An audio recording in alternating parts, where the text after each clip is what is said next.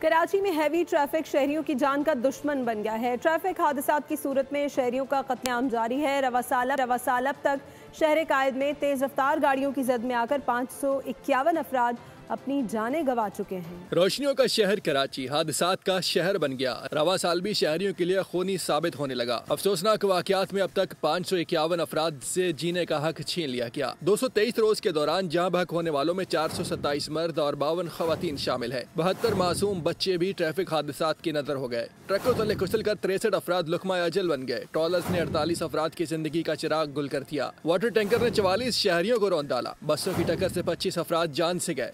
بس کی زد میں آ کر 22 افراد جان بحق ہوئے۔ منی بسوں کی ٹکر سے 11 افراد دم توڑ گئے۔ آئل ٹینکر کی ٹکر سے 6 افراد مارے گئے۔ کوچز کی زد میں آ کر 6 شہری زندگی سے ہاتھ دھو بیٹھے۔ رواں سال روزانہ ٹریفک حادثات میں 2 سے 3 شہری اپنی جانوں سے محروم ہوئے۔ سبسکرائب کریں اور بیل دبائیں تاکہ کوئی خبر رہ نہ جائے۔